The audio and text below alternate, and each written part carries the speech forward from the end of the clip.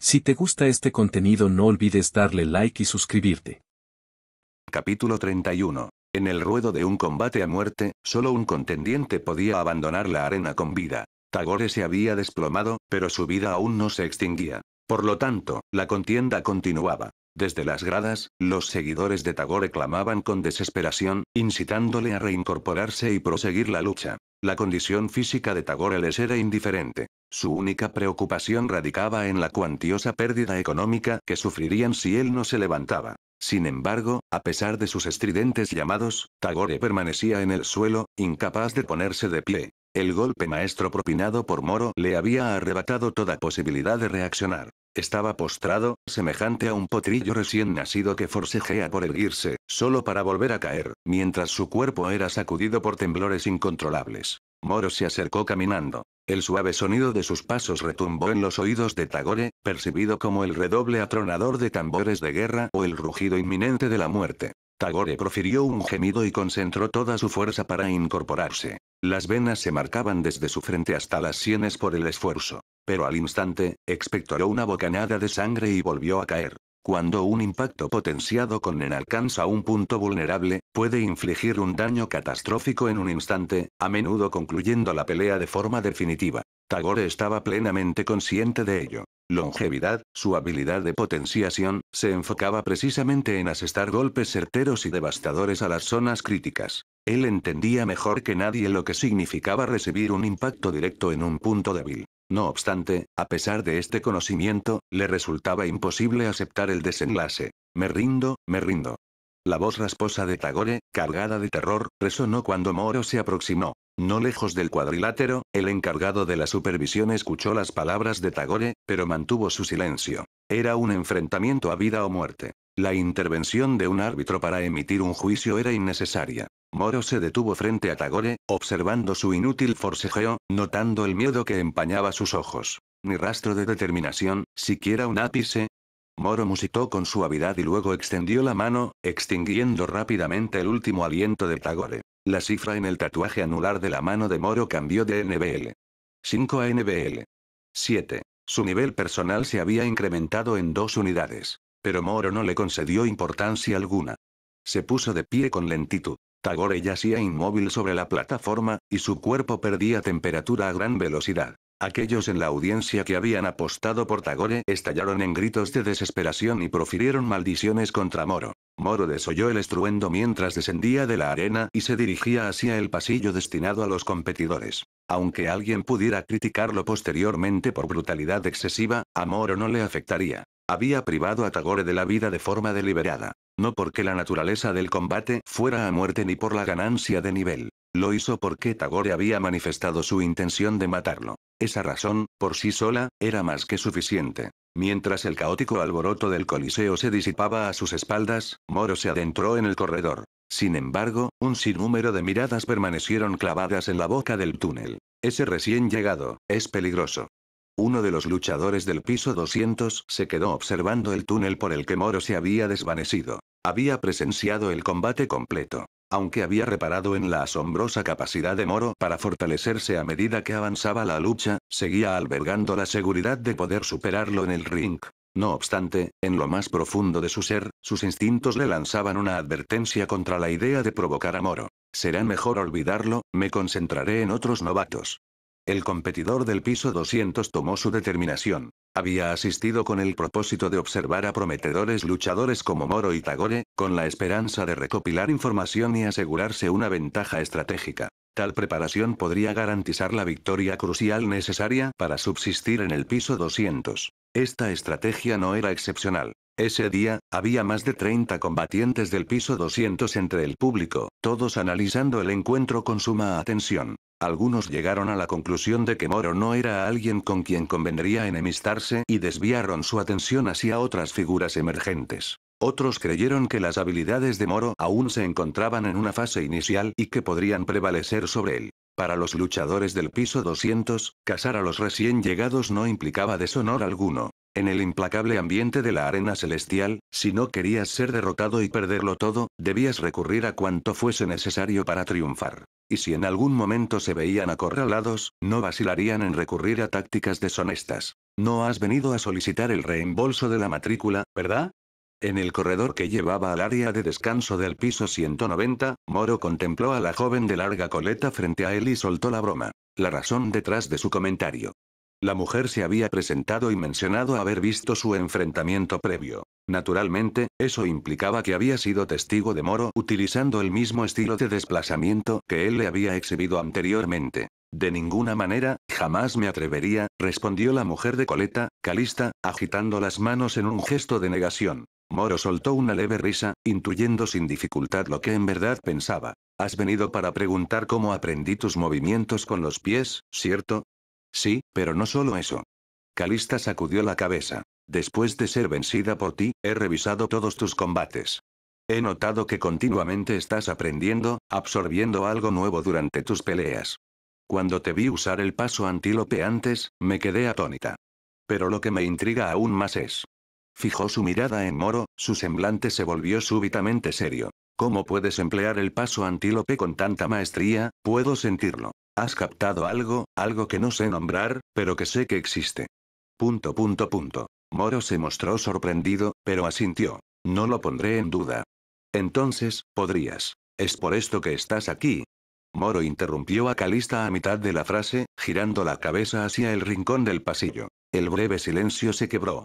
Del rincón apareció un joven de cabellera plateada y rasgos llamativos. No parecía sorprendido de que Moro hubiera advertido su presencia. A sus ojos, la imagen de Moro se había vuelto tan imponente que no pudo evitar aproximarse, sin importar cuánto pudiera lastimar su orgullo. Sí, también siento curiosidad por esa fuerza semejante a una muralla.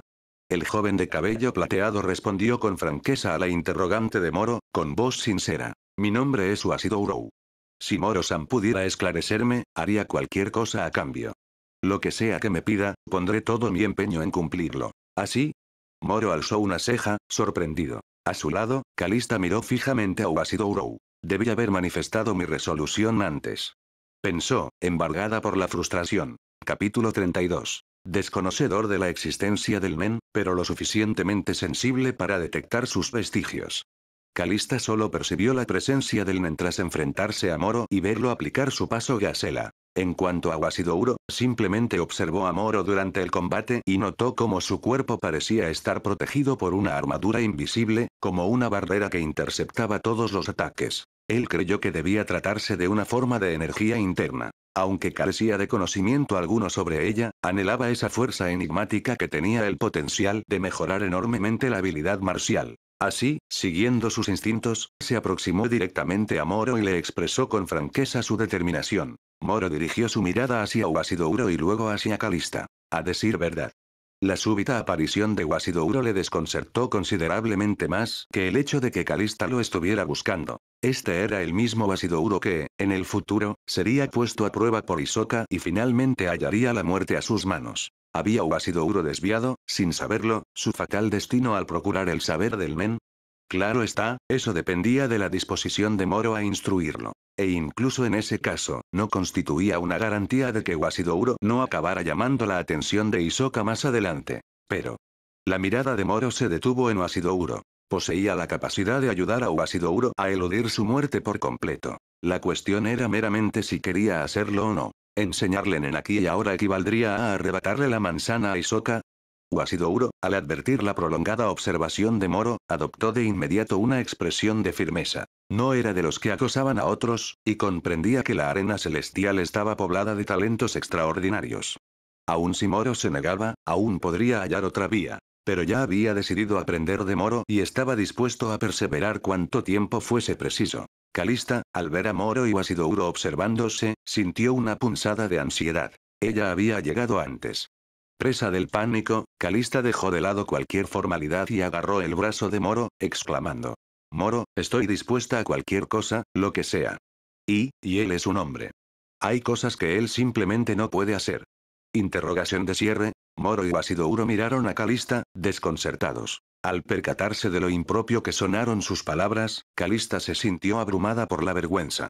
Soltó rápidamente el brazo de Moro y balbuceó. Me refería a cosas como cocinar y hacer la limpieza. Hay una lavandería que opera las 24 horas en el edificio. En cuanto a la cocina. Wasidouro le dirigió a Calista una cálida sonrisa y replicó. Soy un chef certificado. Probablemente pueda atender la mayoría de las necesidades diarias de Moro. ... Calista miró a Wasidouro con incredulidad. Wasidouro mantuvo su amable sonrisa, pero en sus ojos brillaba una determinación resuelta. No retrocedería. Un choque silencioso se produjo entre ambos mientras sus miradas se cruzaban, y prácticamente saltaron chispas. Ambos eran practicantes de artes marciales y conocían la importancia de ser discípulos particulares. También comprendían el inmenso valor de la enseñanza individual. Esa era la raíz de su rivalidad. Calista no anticipaba que otro aspirante surgiera de la nada, y mucho menos alguien tan decidido y directo. Había subestimado la competencia. Ahora que la iniciativa se le había escurrido entre los dedos, decidió arriesgarse. Bueno, al menos tengo pecho, dijo Calista, hinchando su pecho con orgullo. La sonrisa de Wasidouro se congeló. La belleza solo ralentizaba el golpe del combatiente. Wasidouro nunca había mostrado interés en las mujeres. Sin embargo, al examinar objetivamente la apariencia de Calista, tuvo que admitir que no era desagradable. Su cuerpo, cincelado por años de entrenamiento marcial, carecía de suavidad, pero exhibía una agilidad notable y elegante. Sin estar seguro de cómo reaccionaría Moro, Wasidouro le lanzó una mirada vacilante. No obstante. Lo decidiré después de mi próximo enfrentamiento, declaró Moro, dejándolos atrás mientras se dirigía al salón de los luchadores. Wasidouro conservó la compostura y se abstuvo de añadir comentario alguno. Calista, aunque sintió la tentación de replicar, refrenó sus palabras al notar el comportamiento sereno pero resuelto de Wasidouro mientras observaba a Moro alejarse. Yo llegué primero. Resopló Calista, clavando la mirada en Wasidouro. Wasidouro negó con la cabeza lentamente. El día que te enfrentaste a Moro, te lastimaste la mano al intentar golpearlo. Gracias a ti, me di cuenta del potencial de Moro. Es decir, yo estuve allí ese día. Te debo mi gratitud. Exclamación de cierre, exclamación de cierre, exclamación de cierre. Una vena latió furiosamente en la sien de Calista. Dentro del salón de luchadores. Moro se sentó en una silla, sumido en sus pensamientos. ¿Debería instruir a Wasidouro en el men? Reflexionó sobre el asunto con cuidado. Aunque había contemplado la idea de un plan de cultivador de frutas durante su estancia en la arena celestial. No se consideraba a sí mismo un oportunista despiadado. Incluso si él mismo cultivara manzanas, tendrían que ser el tipo de individuos de los que no se sentiría culpable por explotarlos. Como Tagore, por ejemplo. Moro creía firmemente que, si bien el nivel moral de una persona podía degradarse, debía existir un límite. Según el relato original, Wasidouro no parecía una mala persona. Moro no deseaba aprovecharse de él como parte de su estrategia. Eso planteaba la pregunta. ¿Qué justificación tenía para instruir a Wasidouro?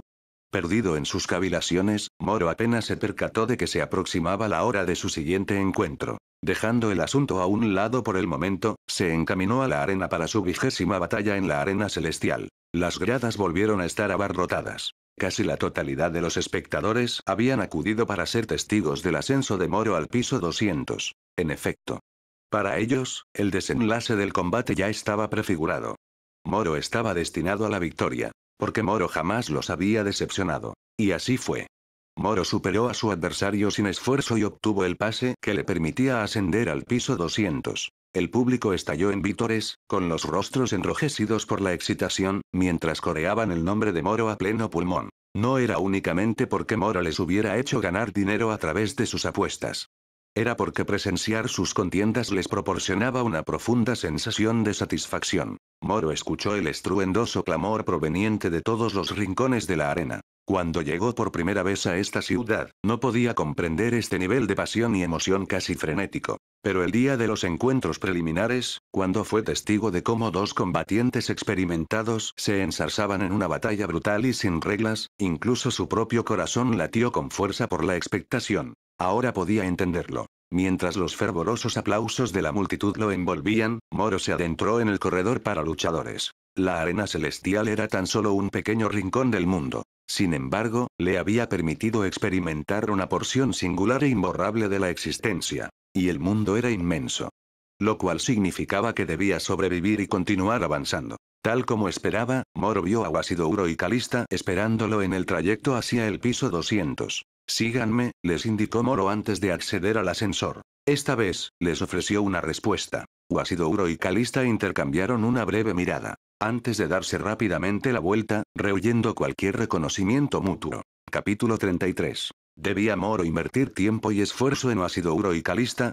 Desde la conclusión de su combate hasta el momento presente, Moro ya había tomado su decisión. Estaba dispuesto a invertir su tiempo y energía, siempre y cuando existiera una recompensa. Moro avanzó, guiando a Uasidoro y Calista directamente hacia el piso 200. Al arribar a este nivel, los competidores debían registrarse antes de la medianoche de ese mismo día, o perderían su clasificación. Tomaron el ascensor hasta el piso 200, siguiendo las indicaciones en las paredes hacia el mostrador de registro. Sin embargo, después de caminar apenas una corta distancia, se encontraron con una oleada de intenciones letales. La intención de matar no era abrumadora, pero estaba claramente dirigida hacia Moro. A pesar de esta súbita marea de hostilidad, el semblante de Moro permaneció sereno mientras continuaba su marcha. Resultaba evidente que más de un individuo emitía esta intención asesina. No obstante, no era excesivamente agresiva, sino más bien un sutil disparo de advertencia. Por supuesto. Si Moro no hubiera sido usuario de Nen, no habría existido intención de matar infundida con Nen en absoluto. Al fin y al cabo, un recién llegado ajeno al Nen no era más que una presa fácil para los luchadores experimentados. Lo habrían recibido con los brazos abiertos, no lo habrían ahuyentado. Como el humo, el aura opresiva de intención asesina fluía desde ambos lados de los recovecos del corredor, llenando por completo el sendero hacia el área de registro. Para Moro, este nivel de hostilidad era tan insignificante como el aire que respiraba. Sin embargo, para Uasidoro y Calista, la experiencia fue completamente distinta. Aunque no eran los blancos directos, se sentían como si hubiesen sido arrojados a las profundidades de un océano gélido. ¿Qué es esto? Uasidoro y Calista experimentaban un frío penetrante. Cada paso que daban les resultaba pesado, como si sus piernas estuvieran lastradas con plomo. Pero debían seguir adelante. Al ver que Moro no mostraba intención de detenerse, los dos apretaron los dientes, obligando a sus piernas temblorosas a mantener el ritmo. Moro nunca miró hacia atrás, pero podía escuchar su respiración agitada. Nada mal. Murmuró para sí y redujo ligeramente la velocidad de su paso. Quizás si él hubiera estado en su lugar, no lo habría hecho mejor. Pronto alcanzaron el vestíbulo donde se ubicaba el mostrador de registro. Moro escudriñó la sala con la mirada. Diversas personas se agrupaban en las intersecciones de los pasillos y cerca de las máquinas expendedoras a lo largo de las paredes. Todas dirigían sus miradas directamente a Moro. Moro ignoró a los usuarios de Nen que, a todas luces, aguardaban cualquier oportunidad y se dirigió sin más al mostrador de registro. Siguiendo las indicaciones de la recepcionista, estampó su nombre y completó el trámite. Las contiendas por encima del piso 200 seguían un sistema de solicitud de combate. Los participantes disponían de 90 días para elegir cuándo pelear. Moro no tenía intención de pedir un enfrentamiento todavía. Una vez finalizado el registro, condujo a Uasidoro y Calista, empapados en sudor, a su nueva estancia. ¿Cómo se sienten? Dentro de la nueva habitación, Moro se volvió hacia Uasidoro y Calista, cuyos rostros lucían pálidos. Para la gente común, incluso el más leve rastro de intención asesina infundida con Nen constituía un asalto mental ineludible. La expresión de Uasidoro era grave. Sentía que no podía respirar. Con cada paso que daba, percibía una resistencia que me empujaba hacia atrás. Yo sentí lo mismo, era como caminar bajo el agua. Calista se secó el sudor del cuello y frunció el ceño. Fueron esas personas cerca del mostrador de registro. Sí, ellos fueron quienes lo causaron. La mirada de Moro era tranquila mientras explicaba. Sin embargo, no los atacaban a ustedes, sino a mí. El Nen es tan peligroso para las personas sin conocimiento que incluso el efecto residual fue suficiente para dejarlos paralizados. Vaya. Los ojos de Uasidoro y Calista se iluminaron con la comprensión. La experiencia directa de sentirse abrumados por algo imperceptible les hizo anhelar aún más ese poder misterioso. En ese instante, solo albergaban un pensamiento. Si tendrían o no la posibilidad de aprenderlo. Moro, puedo aprender. Pueden. Moro los interrumpió, sabiendo de antemano lo que querían inquirir. Con el entrenamiento adecuado, cualquiera puede dominar esta habilidad. Ignorando sus reacciones, el tono de Moro se tornó súbitamente serio. Puedo ayudarlos a despertar este poder en su interior, pero tengo una condición. ¿Una condición? Tanto Uasidoro como Calista miraron fijamente a Moro, concentrando toda su atención en las palabras que seguirían. Sosteniendo sus miradas, Moro afirmó. necesito poner fin a la vida de alguien en el plazo de 1 año. Esta persona posee una fuerza extrema. Por consiguiente, les enseñaré Nen, pero deben asistirme en la tarea de acabar con esa persona. Y hacerlo podría costarles la vida. Moro hizo una pausa para observar sus reacciones. Ninguno mostró vacilación alguna. Claro. Añadió. Incluso si se niegan, les desvelaré el secreto del Nen. Pero en ese caso, deberán descubrir cómo despertar su poder por sí mismos. Estoy dentro. Antes de que Moro terminara, Calista expresó de inmediato su determinación. Esta vez, fue más veloz que Wasidouro. Wasidouro la secundó sin tardanza. Yo también acepto. Para ellos, desde el momento en que Moro se ofreció a guiarlos al mundo del Nen, ya sintieron que se estaba forjando un vínculo maestro-discípulo. Y cuando un maestro asignaba una tarea a sus discípulos, no había cabida para el rechazo. Bien.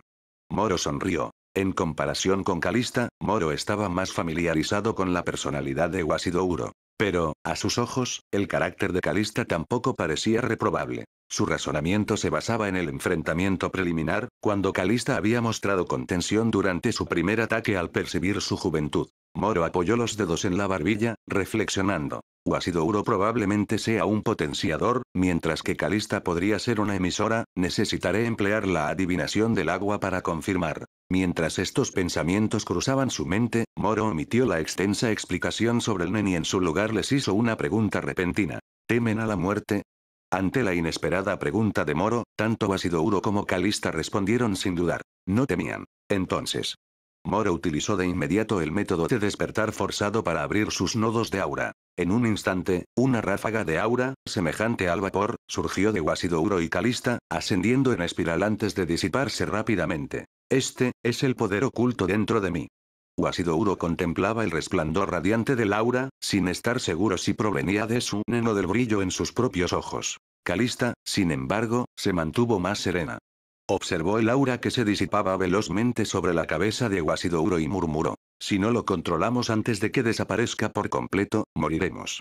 Moro se mantenía cerca, observando su despertar forzado con una expresión tranquila. En verdad, la fuga de su aura no los mataría de inmediato. No obstante, si no aprendían a controlar su aura y permitían que se filtrara durante un período prolongado, corrían el riesgo de sufrir un agotamiento severo o incluso la muerte por sobreesfuerzo. Aún así, este escenario era altamente improbable. Moro les había dicho deliberadamente que el flujo incontrolado de aura los conduciría a la muerte. Porque deseaba que aprendieran la técnica básica de Ten, capa de aura, bajo la presión de la supervivencia. No existía otra alternativa. Después de todo, su tiempo era valioso. Zumbido, zumbido. De repente, el teléfono de Moro vibró en su bolsillo. Lo extrajo y vio un mensaje de Argos. La tropa fantasma ha iniciado su acción. Han asaltado el Museo Nacional Navis. Han comenzado. Al leer el mensaje, los ojos de Moro se entrecerraron ligeramente. Capítulo 34. Parece que esta pudo haber sido la primera vez que la Brigada Fantasma se encontró en pleno, antes de que los eventos principales de la historia tuvieran lugar. Moro carecía de certeza respecto al instante preciso en que los arácnidos se congregaron. Únicamente tenía conocimiento de que ocurrió aproximadamente en julio o agosto. Igualmente, cabía la posibilidad de que su reunión hubiese sucedido mucho tiempo atrás, pero que su actividad hubiera comenzado apenas en este momento, asaltando el Museo Nacional del Tesoro de Navis. Moro tenía un recuerdo difuso del nombre Navis, una civilización célebre y milenaria que conoció tiempos de esplendor. No obstante, a raíz de un conflicto bélico de 38 años, la nación vio mermada su fortaleza y terminó por sumirse en un declive. A pesar de que la nación Navis subsistió en la era actual, las consecuencias duraderas de aquella contienda provocaron que se despojara de buena parte de su esplendor pasado. Irónicamente, las metrópolis que alguna vez florecieron y que sucumbieron ante los invasores legaron un sinfín de riquezas entre sus vestigios. Pese a su precaria condición, el Navis contemporáneo había desplegado ingentes esfuerzos a lo largo del tiempo con el fin de recobrar los bienes patrimoniales extraviados de la nación. Dichos artefactos recobrados permanecían resguardados en el Museo del Patrimonio Nacional ubicado en la capital de Navis. El asalto perpetrado por la Brigada Fantasma representó un golpe demoledor para los habitantes de Navis. Es probable que estén perfeccionando cazador de habilidades, ¿verdad? Al oír la expresión Tesoro Nacional, la primera idea que cruzó la mente de Moro fue que Zoroyo se encontraba mejorando su habilidad. Cazador de habilidades constituía una destreza de tipo conjuración susceptible de ser mejorada. En cierto sentido, guardaba cierta semejanza con la habilidad canción de entrenamiento amoroso.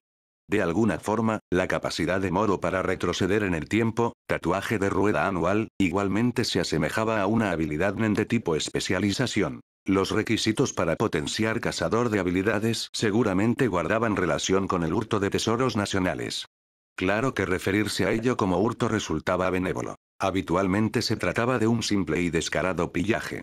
Durante el ataque de la brigada a la subasta de Ciudad Yokneu en la trama principal, dio la impresión de que también tenían en la mira bienes nacionales de gran valor. Considerándolo detenidamente, la capacidad del tatuaje de la rueda anual para extraer de artefactos con energía poseía una afinidad parcial con la destreza del cazador. A fin de cuentas, los tesoros nacionales, dada su esencia, seguramente albergaban una cantidad considerable de nen. Moro observó a Uasidoro y Calista, que seguían forcejeando para sellar sus puntos nodales de aura, y acto seguido remitió un conciso mensaje a Argos. «Estoy aquí». Transcurrido aproximadamente un minuto, Argos replicó. La brigada fantasma irrumpió en el Museo Nacional del Tesoro de Navis y sustrajo la totalidad de sus contenidos. El gobierno de Navis movilizó a su ejército en persecución, pero sus esfuerzos resultaron infructuosos. La compañía ya ha traspasado las fronteras de Navis y ha penetrado en el antiguo estado limítrofe de Guganyu. Asimismo, el asesino Soldik también ha hecho acto de presencia en Guganyu. Ni siquiera parece esforzarse por disimular su desplazamiento. Al dar lectura al mensaje, Moro experimentó una inusual desazón. Con el entrecejo fruncido, trajo a su memoria la figura de Copy, el 12º integrante de la compañía. Teniendo en cuenta los meticulosos patrones de planificación de Zbroyo, es verosímil que hubiese contemplado la facultad de Copy para replicar objetos antes de resolver atacar el Museo Navis. No obstante, la compañía había optado por el método más frontal y violento. Olvídalo. Moro sacudió la cabeza. Carece de relevancia. Lo verdaderamente crucial era si debía desplazarse a Guganyu por su cuenta. Tenía que matar a Feitan. Pero en aquel instante, Feitan, y toda la brigada fantasma, no mantenían contacto alguno con él. Por lo general, en tanto no se aproximase a la compañía, no existiría un peligro considerable. Moro envió otro mensaje a Argos. ¿Tienes la capacidad de seguir a la brigada fantasma en tiempo real? Es probable. Los integrantes de la brigada fantasma exhiben una osadía asombrosa. Si bien accedieron a Guganyu de forma clandestina, no han hecho el menor esfuerzo por pasar inadvertidos. Siempre y cuando no se extravíen en cordilleras o selvas remotas, puedo continuar registrando su trayectoria. Comprendido. Otra consulta. ¿Serías capaz de establecer comunicación con el asesino Soldik? Puedo intentar ponerme en contacto con el comitente que los contrató para ver si consigo acceder a sus datos de contacto, aunque no puedo prometerte que lo conseguiré. Perfecto. Aguardaré tu notificación. De acuerdo, pero en calidad de tu suministrador de información, me veo en la obligación de advertirte. Evita actuar de forma impulsiva. Moro contempló la última comunicación de Argos durante unos instantes antes de guardar el teléfono en silencio. Su requerimiento de establecer contacto con el asesino Soldik ya debió haber sugerido parte de sus propósitos a Argos. No me precipitaré. Aunque el tiempo apremia, eso no implica que pueda malgastarlo, lo esencial reside en cómo utilizo el lapso de que dispongo. Moro susurró para sus adentros y fijó su atención en Uasidoro y Calista. Quizás fuera la urgencia impuesta por la proximidad de la muerte. En apenas unos instantes, Uasidoro ya había conseguido contener el flujo de aura que se desprendía de sus nodos. Moro calculó que, en 1 o 2 minutos adicionales, podría lograr estabilizarla por completo mediante el 10. En cuanto a capacidad innata, Uasidoro quizás no se equiparaba al calibre de Killua o Gon, pero ciertamente no se rezagaba. En contraste, Calista progresaba con mayor lentitud. Su predisposición era un tanto menor. A pesar de ello, ya había comprendido la noción elemental y se encontraba a las puertas de lograrlo. Calista, usa tu imaginación. Moro se aproximó a Calista y le dirigió la palabra con serenidad. Visualiza que tu aura es comparable a la sangre que fluye por tu organismo. Desde la cabeza, descendiendo por los hombros, brazos, cintura, piernas y retornando al corazón. Figúrate que tu cabeza sufre una hemorragia copiosa y que precisas ejercer una presión intensa para contenerla. De no hacerlo, te desangrarías hasta fallecer. Los párpados fuertemente cerrados de Calista se contrajeron ligeramente. Pausadamente, acató la estructura mental que Moro le proporcionó, reprimiendo de forma progresiva el aura que se filtraba de su cuerpo. Unos minutos después, Washiduro y Calista consiguieron estabilizar el torrente de su aura, alcanzando así el dominio formal de la técnica fundamental del 10. Moro los contempló brevemente y luego inquirió: ¿cómo se sienten? Washiduro se miró las manos y susurró: parece como si una capa de papel grueso me recubriera. No percibo una gran diferencia. Calista flexionó las piernas en varias ocasiones y divisó el tenue brillo de su aura. Sus pupilas resplandecían de júbilo. Más bien, experimento la sensación de que mi cuerpo se ha vuelto considerablemente más ligero. Esa es la esencia del poder del 10, la más básica de las 4 disciplinas fundamentales del Nen. A partir de ahora, deben preservar este estado tan a menudo como les sea factible. Moro examinó la fluctuante aura que los circundaba y les hizo una sencilla observación. A continuación, de forma abrupta, agregó: me ausentaré por un tiempo, antes de que acabe la jornada. ¿Qué? Tanto Washiduro como Calista se quedaron perplejos. Moro hizo caso omiso de sus reacciones y prosiguió: presten suma atención. Les detallaré las pautas fundamentales para el entrenamiento en una única vez. Deberán grabárselas y lograr los propósitos fijados antes de mi retorno. Si no son capaces, entonces no se esfuercen en presentarse de nuevo ante mí. Los semblantes de Washiduro y Calista adquirieron seriedad al tiempo que asentían con resolución. Una hora después, Moro partió de la arena celestial y se encaminó hacia el aeropuerto más próximo. Su destino era Guganyu. Capítulo 35. En este orbe, la geografía se fragmenta en 6 masas continentales. Pese a la existencia de centenares de naciones, apenas 5 de ellas encarnan genuinamente la totalidad de los 6 continentes. Dichas 5 naciones son: la Federación Ochema, las Naciones Unidas Begrose, la Unión Saerta, la República Mingbo, y el Reino Guganyu, que es a donde se dirigía Moro. Estas 5 fuerzas planetarias son designadas como el B5, detentando una influencia incontestable en la esfera internacional y poseyendo la facultad de configurar la estructura mundial. Ante el poderío de estas superpotencias planetarias, hasta los usuarios de Nen más formidables del planeta lucen tan irrelevantes como la luna frente a las estrellas o un elefante comparado con una hormiga. Únicamente a partir de las denominaciones de estas naciones del B5 es posible advertir distinciones fundamentales. Las primeras 4 naciones han instaurado regímenes democráticos, en tanto que el reino Guganyu aún conserva una monarquía. A ojos de Moro, el reino Guganyu desprende una suerte de aura mística inefable, patentemente distinta de la sociedad contemporánea. Con mayor exactitud, el universo de Unter X Unter constituye un entorno que acoge una cosmovisión singular y multifacética. En este mundo, es posible contemplar imponentes edificios surgidos de la civilización industrial, a la par que pintorescas aldeas que cohabitan en sintonía con la naturaleza. Te toparás con efectivos militares provistos de sofisticados armamentos de fuego, codeándose con caballeros embutidos en armadura que blanden espadas y escudos. Aquí conviven la modernidad civilizada y las tradiciones ancestrales. Serás testigo de aeronaves que surcan el firmamento, al igual que de vastos e inagotables reinos demoníacos y dominios enigmáticos. Puede que hasta te cruces con el notorio clan de asesinos Soldik, formalmente reconocido como integrante de una ocupación lícita y que contribuye fiscalmente. En pocas palabras, aquello que podrías juzgar insólito o maravilloso podría perfectamente ser algo cotidiano en este ámbito. Por ende, al tropezar Moro con un folleto turístico del reino Guganyu mientras aguardaba en la terminal aeroportuaria, en el que se detallaba la potestad de la familia real para ajusticiar in situ a civiles por actos de blasfemia, la noticia no le causó asombro.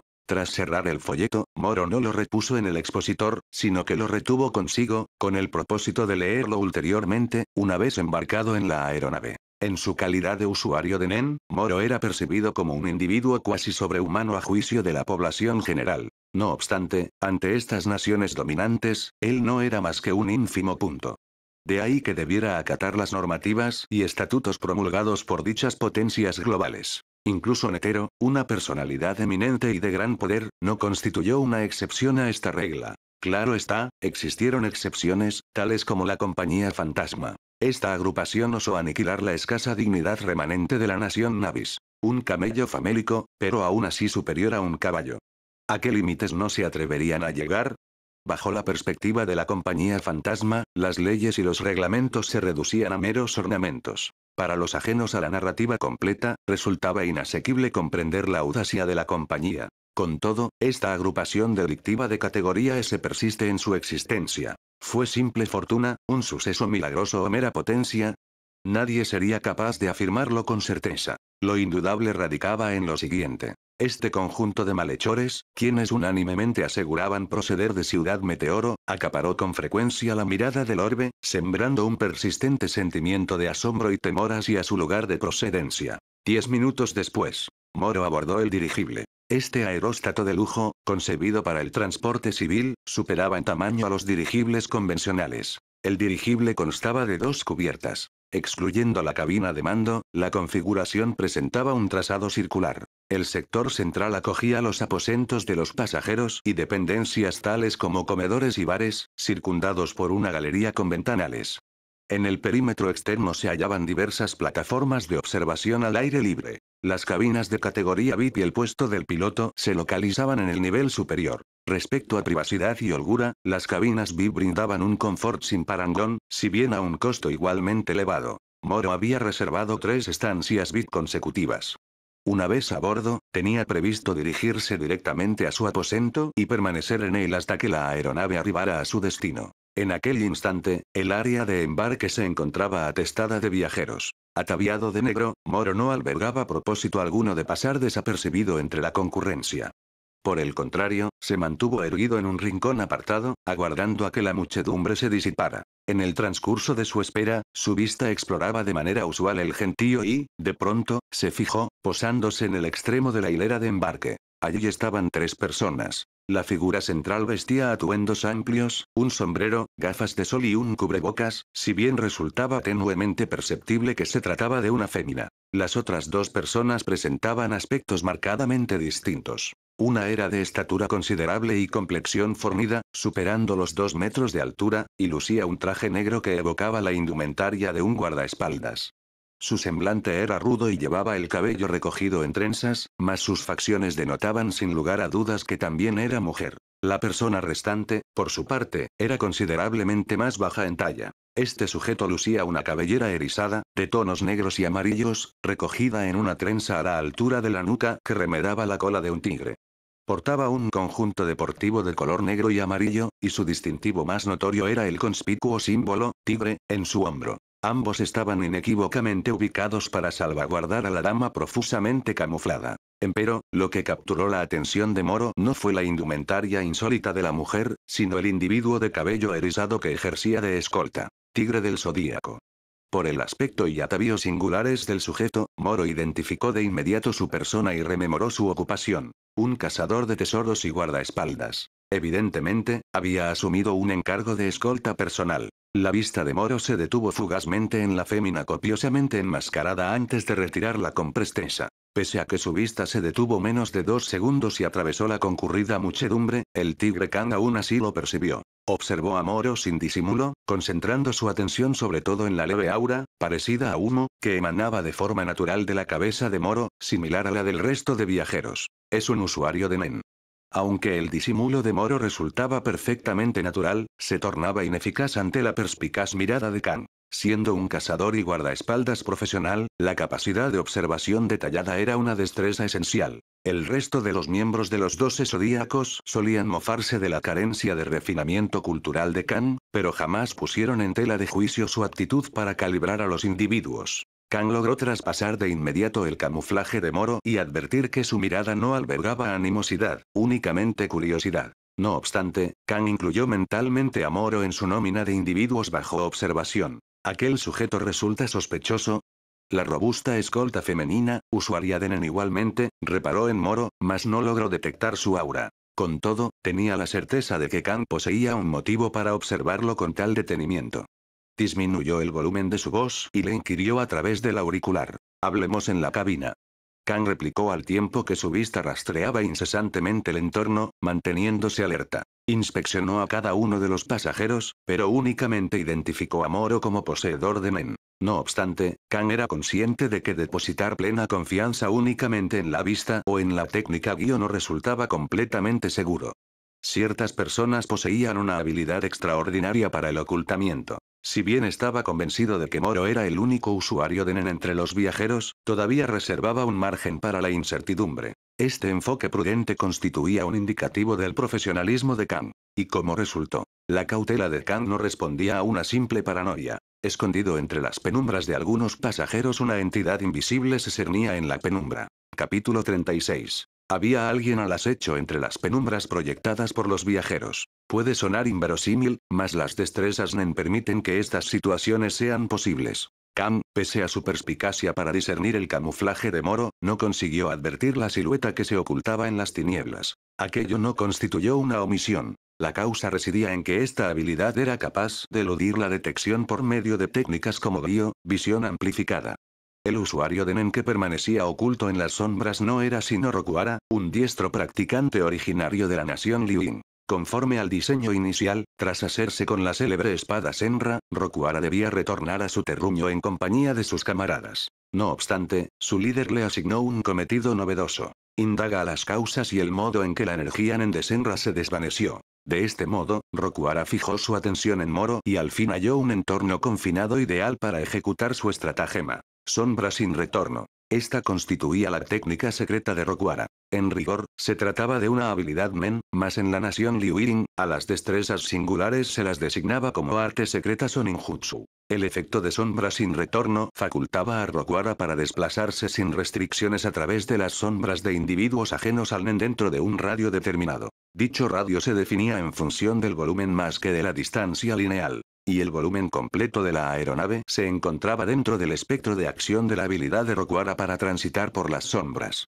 Adicionalmente a esta destreza, Rokuara disponía de otra técnica con inclinaciones hacia el Nen de clasificación manipulación. Una vez que accedía a la sombra de un individuo, si persistía el lapso requerido para alcanzar el umbral de tiempo de infiltración, adquiría la potestad de controlar al blanco, facultando dos modalidades de sometimiento. Podía disimularse en la penumbra del objetivo e irrumpir en su espíritu, apoderándose de facto de su cuerpo. Podía suprimir la sombra del blanco, transformándolo en un autómata antropomorfo que acataba directrices. En aquel momento, Rokuara aguardaba emboscado en la sombra de un pasajero, sin premura por ejecutar su acción. La aeronave precisaría de 3 jornadas para alcanzar el reino Guganyu. Si bien habría escalas para reabastecimiento a lo largo del recorrido, a los viajeros no les estaría permitido descender de la nave durante el proceso. Es decir, Rokuara disponía de 3 días íntegros para culminar su encargo. Con un amplio margen de tiempo a su favor, podía iniciar la infiltración y el control de más pasajeros, conformando de forma sigilosa un séquito de marionetas.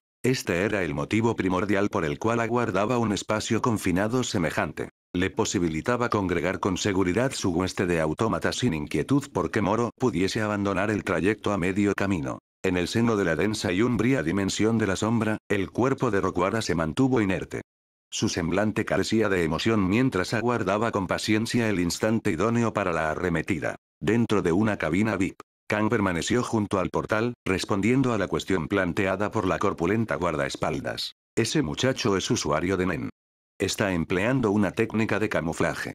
La guardaespaldas, Thalía, entornó los ojos al oír aquello. Pese a haberse dejado guiar por los instintos de Kang y haber recelado de Moro, ella no había conseguido penetrar el camuflaje de este. Kang se recogió los brazos, con el semblante sereno. No percibí animosidad alguna de su parte, mas ello no implica que podamos relajar la vigilancia.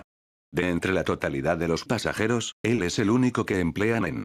Incrementar la cautela no resultará perjudicial. Thalía dirigió una mirada fija a Kang, vacilando antes de articular palabra. Sobre el diván en el interior de la cabina, la mujer de larga y plateada cabellera, suave como la seda, que se había despojado del cubrebocas y las gafas de sol, les observó con apatía. ¿A qué te refieres? Kang arqueó una ceja, extrañado por la reacción de Thalía. Thalía vaciló un instante antes de optar por no enmendar el empleo inadecuado de una expresión idiomática por parte de Kang. En lugar de ello, sacudió la cabeza y declaró, no es nada.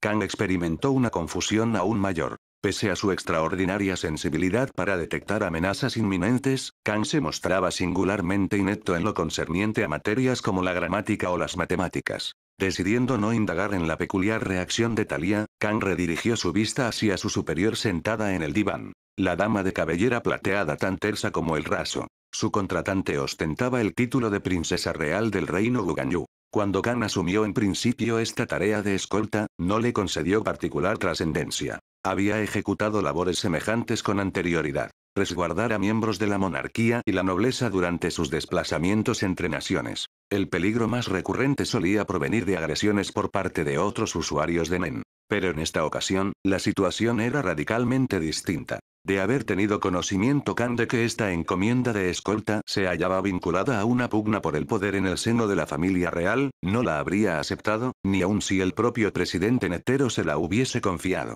Sentía aversión por estas intricadas maquinaciones políticas. Sin embargo, una vez asumido el encargo, su deontología profesional le dictaba cumplirlo con el mayor esmero, por más que le supusiera un pesar. Afortunadamente, esta princesa de cabellera argentea era llamativamente sensata. Carecía de la altivez o el engreimiento propios de la realeza.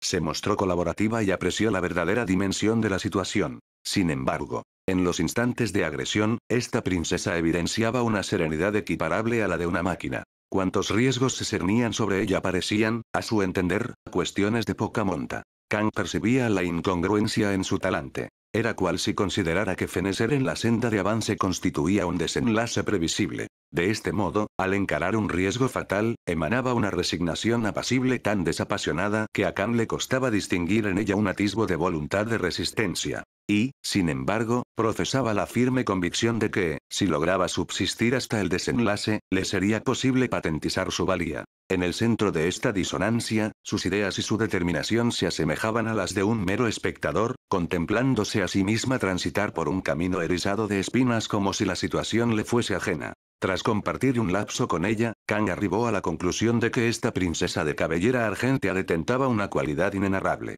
Ya fuera desde una óptica profesional o en el plano personal, él ansiaba sinceramente que ella lograse sobrevivir. Resonó un llamado a la puerta. Thalía se ubicó sin dilación ante la princesa de cabellera plateada. Kang se aproximó al portal y lo entreabrió apenas una fisura, no más ancha que 3 dedos. Al exterior se encontraba un sirviente uniformado, empujando un carro de servicio.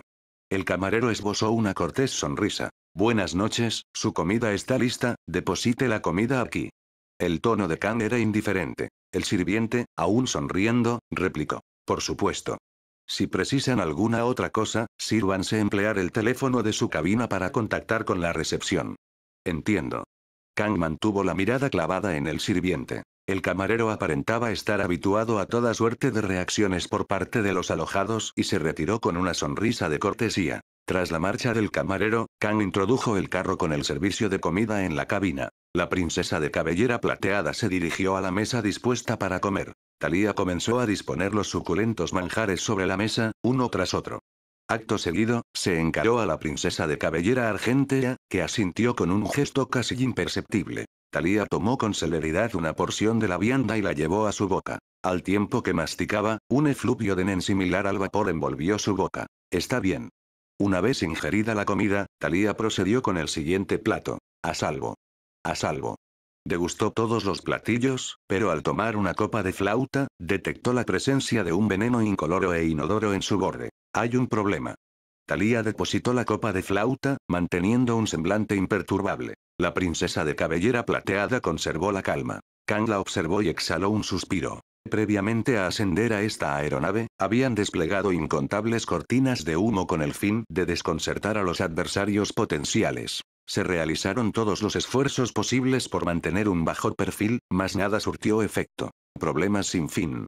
Kang masculló, deslizando sus dedos por su cabellera erizada. Capítulo 37. Dentro de la cabina VIP, Moro plegó el folleto de promoción del antiguo Imperio Ganyu. Aunque el folleto parecía presentar célebres puntos de interés turístico, en verdad contenía numerosas precauciones destinadas a los viajeros. Para Moro, tanto las descripciones de la región como las advertencias dirigidas a los forasteros resultaron bastante provechosas. Tras su lectura, incluso le surgió una chispa de curiosidad hacia el antiguo Imperio Ganyu, una tierra que jamás había visitado. Este vasto imperio, que aún conservaba su estructura monárquica, se asentaba en un continente otrora asolado por facciones en pugna, donde incontables naciones habían surgido y se habían desvanecido a lo largo de una era de incesante conflicto. En la actualidad, los vestigios de aquellas naciones persisten en forma de ruinas, sepulcros, artefactos, riquezas y escritos ancestrales, cada uno de ellos un testimonio de su existencia. En lo que respecta a su trayectoria histórica, el antiguo Imperio Ganyu guardaba una notable semejanza con el Imperio Kakin.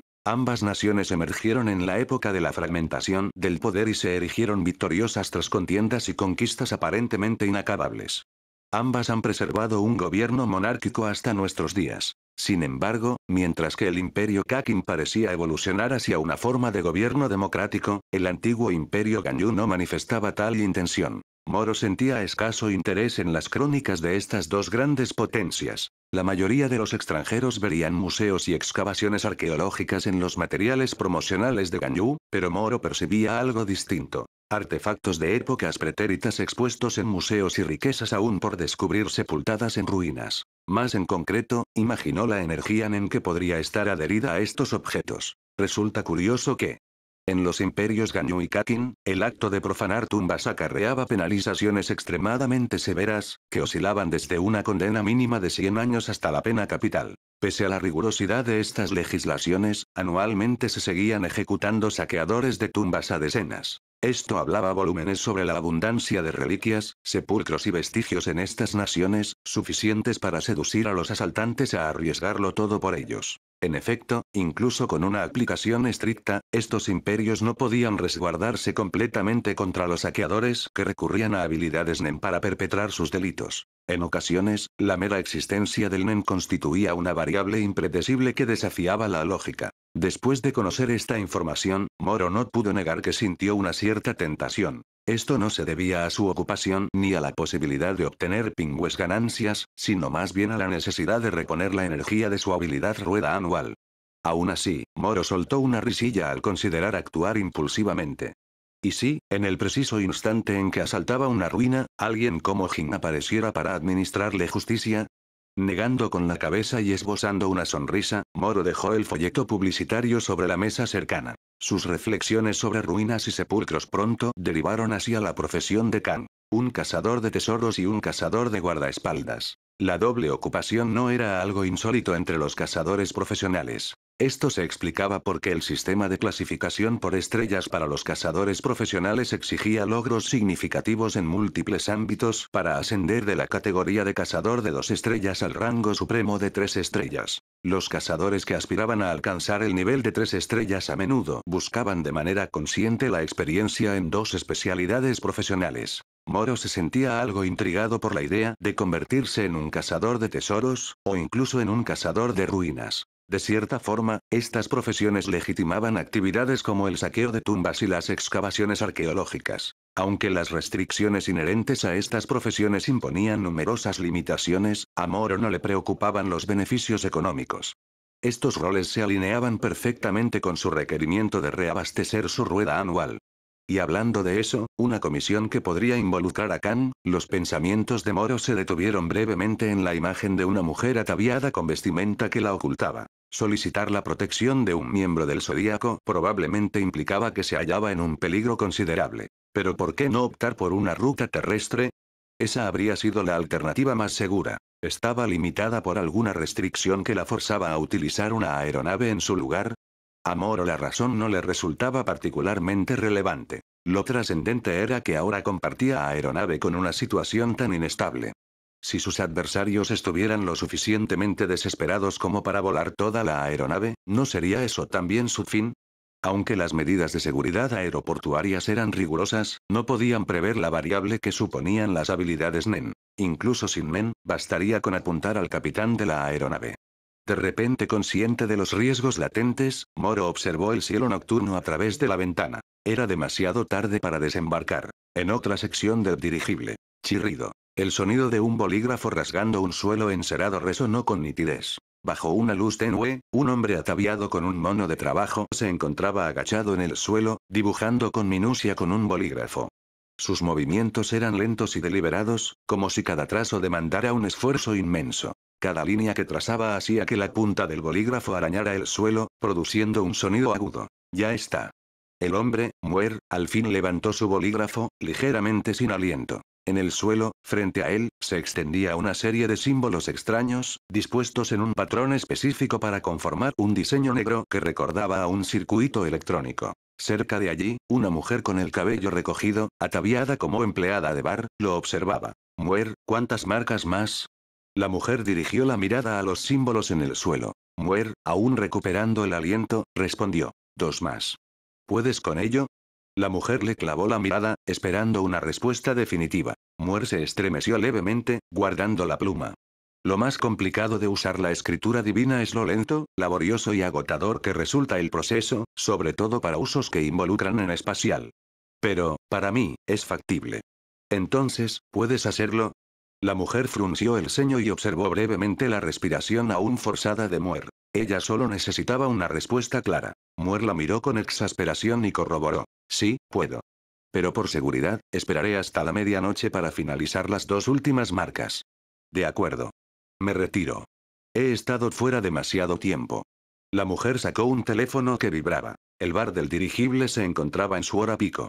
Fingiendo ser camarera, había utilizado una relación inventada con el gerente para escabullirse. Tras examinar la identificación de la llamada, que indicaba que era el gerente del bar, guardó el teléfono en su bolsillo y se encaminó hacia el bar. Después de unos pocos pasos, se detuvo bruscamente y se giró hacia Muer. Muer. ¿HMM? Muer la miró. La mujer afirmó con calma. El príncipe nos ha dicho que nuestras vidas son más valiosas que completar esta misión. ¿HMM? Los ojos de Muer destrellaron con confusión. Pero no podemos pensar así, prosiguió ella. Tenemos que asesinar a la tercera princesa. Es un paso esencial. No necesitas recordármelo, replicó Muer encogiéndose de hombros. Su mirada se agudizó. Unos insensatos intentaron envenenar a la tercera princesa, pero eso solo evidencia que otro príncipe ha intervenido. Su intromisión nos ha arrebatado el elemento sorpresa. Así que prepárense para encontrar la muerte en esta misión. Lo miró fijamente a los ojos y su tono era resuelto. Eso significa que debemos actuar antes de que el dirigible llegue a su próxima escala de reabastecimiento. Supongo que descenderé cuando la aeronave aterrice para repostar.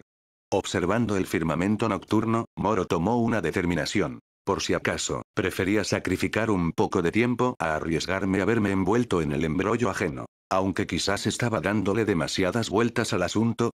Capítulo 38. La determinación de embarcarse en este dirigible había obedecido a la conveniencia de su ruta directa. Si desembarcaba a medio trayecto, tendría que contabilizar el tiempo perdido mientras gestionaba un medio de transporte alternativo. Dichos retrasos, por lo común, se estimaban en días. En otras palabras, podría significar la pérdida de varias jornadas y la potencial afectación de sus propósitos en el antiguo imperio Ganyu. Tras una meticulosa reflexión, Moro decidió modificar sus planes de viaje. A fin de cuentas, esta expedición al antiguo imperio Ganyu no constituía una misión de vital importancia. A lo sumo, estaba destinada a explorar las posibilidades. Si lograba divisar una oportunidad de intervenir desde la distancia, podría entonces decidir si aprovecharla o no. Pero la probabilidad de que aquello ocurriera era ínfima. Incluso presenciar un enfrentamiento entre expertos desde la lejanía resultaba algo increíblemente raro. En última instancia, sin la potencia necesaria, el avance en ciertas situaciones se torna casi imposible.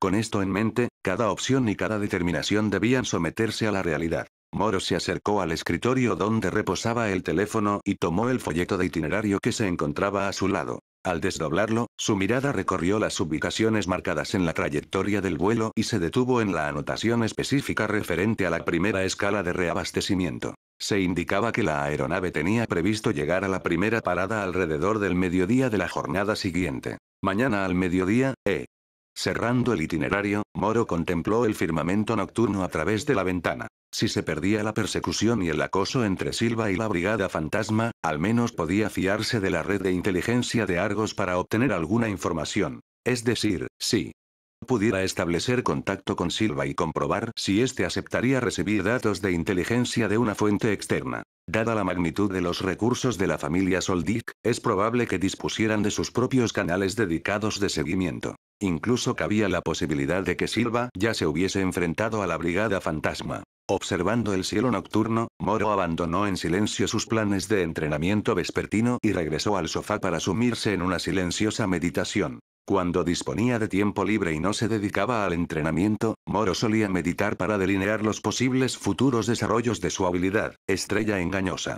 Aquello se había convertido en una rutina para él. Podía sentir vagamente que tras su óbito y reencarnación, la aparición de Estrella Engañosa había sido extraordinariamente fluida y sin complicaciones. Tan simple, de hecho, que instintivamente percibió que su creación no había consumido ninguna de sus capacidades Nen. Esto sugería que, incluso si desarrollara efectos adicionales para Estrella Engañosa posteriormente, probablemente no afrontaría los desafíos o limitaciones habituales vinculados a la capacidad Nen. Con esta perspectiva en mente, y con el fin de garantizar el desarrollo de efectos de habilidad aún más singulares, Moro meditaba con frecuencia. Al mismo tiempo, esta práctica contribuía a afianzar aún más su dominio del Ten.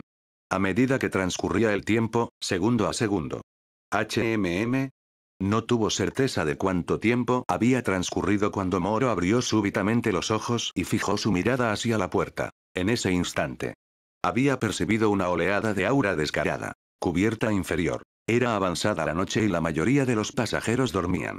Apenas unos pocos permanecían en los bares de las cubiertas superior e inferior. Para Rokuara, la noche constituía el momento perfecto para irrumpir en las sombras. Cuando un objetivo se encontraba sumido en el sueño, el tiempo requerido para infiltrarse en su sombra se reducía considerablemente. Rokuara planeó permanecer despierto toda la noche del primer día, obteniendo el control de la mayor cantidad de personas posible. Una vez que hubiera tomado el control de todos los pasajeros en la cubierta inferior, podría empezar a infiltrarse en la cubierta superior, esperando el momento perfecto para actuar. Paciencia, para asegurar el éxito de la misión.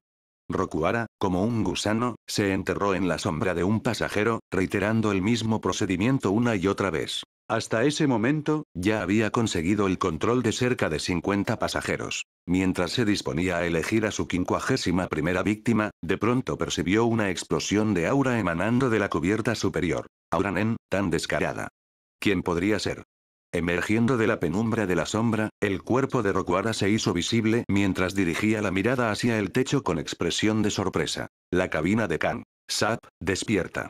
Thalía llamó a la mujer de cabellera plateada. Sap no era el nombre real de la mujer. En calidad de tercera princesa del antiguo imperio Ganyu, su identidad estaba sujeta a rigurosas leyes reales.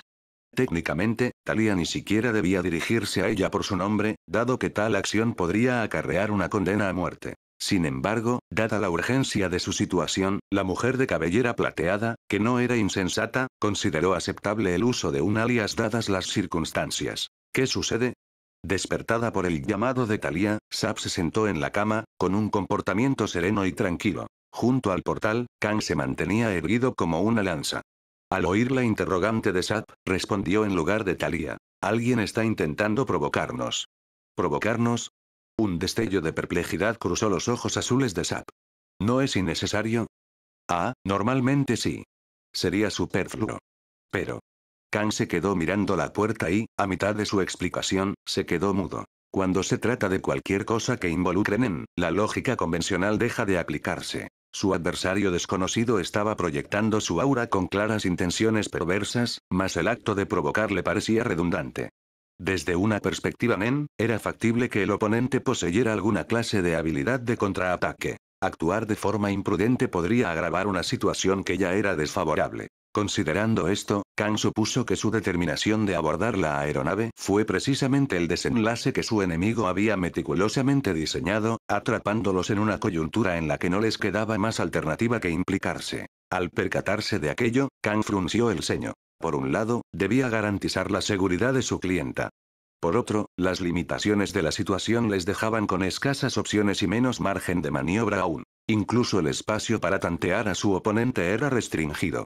Dicho esto, no hacer nada tampoco constituía una alternativa. Pero entonces, aún necesitaba explicarle la situación a Sap. ¡Qué quebradero de cabeza! En apenas unos instantes, la mente de Kang funcionó como una tormenta. Aunque Sap estaba al tanto de la existencia del Nen, su comprensión era superficial. Para Kang, intentar explicarle todo con claridad exigiría mucho más que unas pocas frases. Y explicar las cosas no era precisamente su fuerte. Sap advirtió su repentino silencio, pero no pareció inmutarse. A su lado, Thalía, percibiendo la dificultad de Kang, intentó explicarlo de forma más sencilla. Esta provocación es una trampa. La parte contraria desea obligarnos a optar entre contragolpear y aguardar a ver. Ya veo, asintió Sap con suavidad, con un semblante apacible. Pero si han llegado preparados, cualquier decisión que tomemos no estará a la altura de sus expectativas. Ese es el meollo del asunto. Los ojos de Thalía adquirieron seriedad. Tanto ella como Kang comprendían que, aunque las acciones de su adversario concedían cierto margen de maniobra, las múltiples capas de restricciones y celadas ya los habían colocado en una posición desventajosa. Entonces, ¿no existe una tercera alternativa? ¿Cómo, ignorar mi seguridad por completo? El tono de Sap era sosegado, como si estuviera debatiendo algo trivial. Kang. Capítulo 39. El Nen solo puede ser contrarrestado con Nen. Este es un principio fundamental. Al encarar a un adversario que pudiera poseer una habilidad de tipo contragolpe, recurrir a técnicas de Nen de manipulación para responder suele ser la estrategia más ventajosa. Sin embargo, tanto Kang como Thalía son usuarios de Nen de refuerzo. Afortunadamente, la elevada tolerancia innata al error que caracteriza al Nen de refuerzo puede minimizar al máximo el riesgo al poner a prueba la habilidad de un oponente. Así, lo que verdaderamente inquietaba a Kang no era la posible astucia del enemigo tras su aparente artimaña, ni la probabilidad de que el enemigo ya hubiese dispuesto una habilidad Nen de tipo contragolpe. No, lo que lo abrumaba era la situación en sí. Las limitaciones impuestas por la necesidad de salvaguardar a su cliente, sumadas a la ineludible condición del entorno, lo ataban de pies y manos y lo sumían en la frustración. Escuchar la calmada declaración de Sap en ese momento no apaciguó las inquietudes de Kang. De hecho, sintió el impulso de poner los ojos en blanco, pero se contuvo. Afirmar algo como, no se preocupen por mi vida sonaba con una ligereza. Si esta misión fracasaba, la reputación profesional de Kang quedaría hecha añicos. Sin proferir palabra, Kang fingió no haber escuchado el comentario de Sap. Su mirada penetrante permaneció fija en la puerta, como si deseara atravesarla y localizar el núcleo del aura del enemigo. Ya envió un informe a la Asociación de Cazadores indicando que la misión se completó con éxito. La voz de Sap resonó súbitamente desde atrás, sobresaltando levemente a Kang. ¿Qué? Se giró para mirar a Sap, solo para verla sosteniendo su teléfono y haciéndole un leve saludo. La expresión de Sap se mantuvo tan serena como siempre. Con una leve sonrisa, declaró. Pronto debería recibir la confirmación de la finalización de la misión. Kang parpadeó, desconcertado, mientras su teléfono vibraba suavemente en su bolsillo. Al sacarlo, encontró una notificación que corroboraba la conclusión de la misión, acompañada de un registro del considerable pago depositado en su cuenta. ¿No teme que me dé a la fuga ahora? Kang levantó la vista, su mirada llena de curiosidad y un matiz de escepticismo, como si contemplara a Sap bajo una nueva perspectiva. Sap bajó el teléfono, ignorando la expresión de preocupación de Thalía. Una sutil sonrisa se dibujó en su rostro apacible y sereno. El asesino le otorgó una opción, así que yo también se la ofrezco. Incluso si decide retirarse, aceptaré ese resultado. Su tono era firme e incluso evitó deliberadamente emplear la palabra escapar. No había necesidad de psicología inversa. Aquella fue simplemente una decisión sincera de Sap. TSH. Kang guardó su teléfono en el bolsillo, sonriendo levemente. Si un miembro de la realeza como Sap estaba dispuesta a poner su vida en riesgo, ¿por qué él habría de vacilar? ¿Escapar? ¡Qué broma! Tal acto mancillaría el prestigio de un cazador profesional. Kang preferiría obligarse a redactar 1.000.000 de escritos sobre la teoría Nen antes que recurrir a algo tan deshonroso. Thalía, ocúpate de ella. Dejando dichas palabras atrás, Kang cruzó el umbral de la puerta. El corredor exterior era breve, apenas 3 metros de longitud, y desembocaba en un espacioso salón con un sofá. En cuanto Kang salió de la estancia, divisó a un hombre de pie en el salón. Este hombre era la fuente del aura. Vaya, vaya, al fin has salido, expresó el hombre con una leve sonrisa. Era Mul. Kang dio 2 pasos hacia adelante y su aura se hizo visible de forma notable. Para alguien que está a punto de morir, pareces bastante tranquilo. Qué miedo, replicó Mul con una sonrisa firme. A pesar de mantener una actitud despreocupada, la fuerza abrumadora del aura de Kang infundió a Mul una intensa sensación de peligro. Incluso con su habilidad Nen espacial basada en contragolpe y la mejora aplicada previamente de su glifo divino, Mul no logró reunir suficiente confianza. No se debía únicamente a su condición de miembro de los 12 del Zodíaco. La intensidad de su Nen era sobrecogedora. Verlo de cerca resultaba mucho más convincente que cualquier rumor. Si tu ataque impacta, moriré al instante, ¿verdad? Mul comenzó a manifestar la totalidad de su aura, pero una parte de ella permaneció reservada para el glifo divino, dejando su Nen visible en menos de la mitad que el de Kang. Sin embargo, esta patente disparidad en los niveles de Nen no bastaba para predecir el desenlace del combate. La naturaleza impredecible del Nen implicaba que las peleas a menudo dependían de factores que iban más allá de la fuerza bruta. Kang permaneció impasible mientras avanzaba un paso más. Basándose en la diferencia de aura perceptible, Kang sabía que podía derribar fácilmente a Mul con un solo golpe. Pero si Mul poseía una habilidad de tipo contragolpe, lanzar un ataque a toda potencia de forma imprudente podría resultar desastroso. Enfrentarse a un oponente que contraatacaba requería paciencia. El peor error era jugárselo todo en la primera acción. Incluso si Kang lograra derrotar a Mul de un solo golpe, podría desencadenar inadvertidamente una condición en que le infligiría un daño considerable. Primero, hay que descifrar la habilidad del enemigo. Podría ni siquiera basarse en el contraataque. Un simple golpe de tanteo justificaba la cautela. Kang calculó su estrategia de forma metódica. En los enfrentamientos entre usuarios de Nen, el primer intercambio solía ser una prueba cautelosa, como avanzar a ciegas a través de la niebla. Si Kang dispusiera de información completa sobre las habilidades de Mul, no necesitaría actuar con tanta prudencia. La contienda estaba a punto de dar inicio. De repente, un estruendo resonó con fuerza por todo el dirigible. El sonido provenía de detrás de Kang, del interior de la habitación que acababa de abandonar. Los ojos de Kang se entrecerraron bruscamente. Al instante se percató de que alguien había atravesado violentamente el techo para acceder a la habitación de Sap. ¿Qué? En la fracción de segundo en que Kang se distrajo por el ruido, Mul aprovechó la oportunidad. Se apartó rápidamente, acercándose a Kang, y extrajo un cuchillo de fruta largo y delgado, apuntando directamente a la arteria carótida de Kang. Esta maniobra fue claramente premeditada, diseñada para explotar la más mínima abertura con intención letal. Kang reaccionó instintivamente a la oleada de intenciones asesinas, lanzando un contragolpe por reflejo. Pero cuando su puño impactó, Kang se dio cuenta de que algo no iba bien. ¡Pam! Su puñetazo lanzado apresuradamente golpeó el codo extendido de Mul con una fuerza arrolladora. Un crujido espantoso resonó cuando Mul salió despedido hacia atrás. Sin aura suficiente para proteger su brazo, sus huesos se hicieron añicos. Pero Mul sonrió. Ese canalla, te ha tendido una trampa.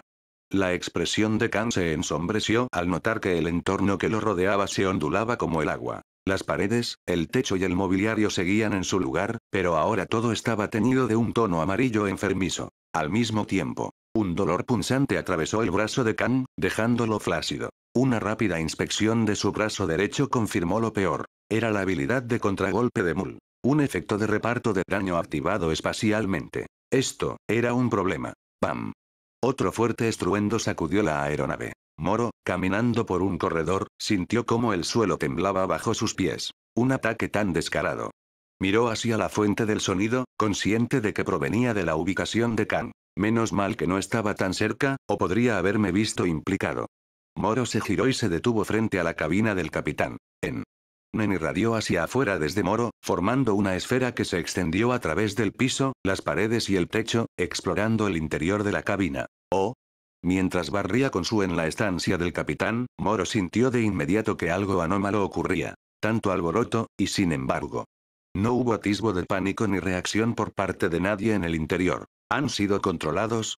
Moro caviló en silencio. Capítulo 40. La eventualidad más adversa imaginable se había materializado. Un ataque descarado, perpetrado sin la menor consideración por la seguridad o las posibles reacciones de quienes viajaban a bordo. En el instante en que Moro percibió la súbita explosión de aura, su impulso inmediato fue dirigirse a inspeccionar el puesto de mando del dirigible. A medida que se aproximaba a aquella sección, un estruendo atronador retumbó por toda la estructura de la nave. A Moro no le interesaba en lo más mínimo indagar el origen de aquel sonido, ni tenía deseos de verse envuelto en el desorden resultante. Su preocupación primordial residía en saber si el dirigible sería capaz de tomar tierra sin peligro. No obstante, tras emplear su habilidad para rastrear el entorno, comprendió que tanto el capitán como otros miembros de la tripulación en el puesto de mando estaban, con alta probabilidad, bajo la influencia de un tercero. Aquella era, efectivamente, la eventualidad más adversa imaginable.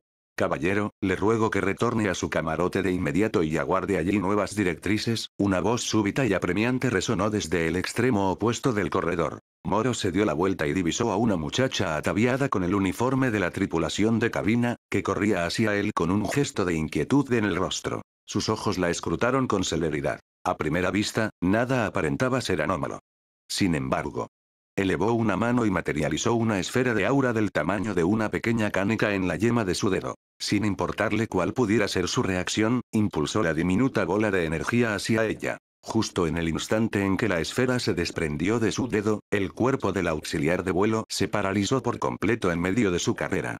Su cabeza se echó un poco hacia atrás y sus ojos rodaron hacia arriba, quedando en blanco. Moro estrechó la mirada. La esfera de energía pasó de largo, sin causarle daño alguno, rozando su oído, para luego impactar contra la pared trasera al final del corredor con un sonido apenas perceptible. Aquello era un simple ataque de prueba, una bola de aura elemental, incapaz de penetrar siquiera la defensa Nen más rudimentaria. Desde el comienzo, la intención de Moro nunca fue, en realidad, impactarla. No obstante, la reacción de ella sí que lo dejó perplejo. Impacto sordo. La auxiliar de vuelo se derrumbó en el suelo. Su cuerpo se convulsionaba, mientras sus ojos seguían fijos hacia atrás. Mientras Moro la observaba con suma atención, percibió un detalle anómalo. La sombra que su cuerpo proyectaba sobre el suelo iluminado del corredor, sencillamente se esfumó en el aire. En el mismo instante en que la sombra se disipó, la vida del auxiliar de vuelo se extinguió. Ahora, no era más que un cuerpo inerte. Es manipulación, Moro confirmó instantáneamente su sospecha, echando una mirada a la puerta de la sala de control antes de volver su mirada al cadáver. La habilidad para controlar a la asistente de vuelo parecía estar ligada a las sombras. Más aún, el sujeto controlado había exhibido un comportamiento, un modo de hablar y un aura que resultaban indistinguibles de los de un ser humano común. De no ser por la reacción inesperada de pánico del auxiliar de vuelo, reconocer su verdadera naturaleza a simple vista habría exigido aplicar un enfoque implacable de golpear primero, investigar después. Con todo, la respuesta de ella resultaba desconcertante. Por lo general, a los manipuladores les importaban poco las vidas de los objetivos a los que sometían a su control. La gran mayoría de las habilidades de manipulación, excepto aquellas que se basan en la sugestión o los pactos, anulan esencialmente la vida del objetivo justo en el instante en que se establece el dominio. Así pues, ¿por qué replegar la habilidad de forma tan abrupta antes de que el objetivo controlado sufriera daño alguno? Daba la impresión de que el manipulador eludía algo, tal vez por temor a repercusiones. Por ejemplo, si el individuo sometido sufriera algún tipo de daño, este podría transferirse de inmediato al propio manipulador. Podría tratarse, entonces, de una habilidad de manipulación basada en la posesión anímica. Una capacidad así le permitiría al manipulador habitar por completo el cuerpo de su objetivo, consiguiendo un disfraz impecable y una retroalimentación sensorial en tiempo real. No obstante, es probable que un tipo de habilidad como esta también acarreara el serio inconveniente de que el daño se trasladara directamente al usuario. Si esta hipótesis fuera correcta, podría ofrecer una explicación para el comportamiento observado previamente. Con el fin de corroborar aún más su hipótesis, Moro materializó otra diminuta esfera de aura en la yema de su dedo y la dirigió hacia la cabeza del cuerpo sin vida. Impacto suave. La esfera de aura impactó en la cabeza con una fuerza moderada. Instantes después, la sangre comenzó a manar del cráneo del cuerpo inerte. La habilidad ha sido desactivada sin lugar a dudas, murmuró Moro para sí. Dirigió nuevamente su atención hacia el acceso al puesto de mando, absorto en sus cavilaciones. Si el blanco primordial del agresor era Cam, ¿por qué tomarse la molestia de enviar una asistente de vuelo controlada con el fin de detenerme? ¿Se trataba de un intento de tenderle una emboscada o simplemente de bloquearle el acceso al puesto de mando? Considerando las diversas posibilidades, Moro desplegó su en una vez más y avanzó hacia la puerta. Siendo un usuario de la categoría emisión, Moro había descubierto que el EN resultaba comparativamente sencillo de dominar, convirtiéndose en una herramienta de valor incalculable en coyunturas como aquella. Su suspicacia inicial respecto a la asistente de vuelo había surgido a raíz del alboroto generado por el agresor, además de lo que ya había logrado captar dentro del puesto de mando.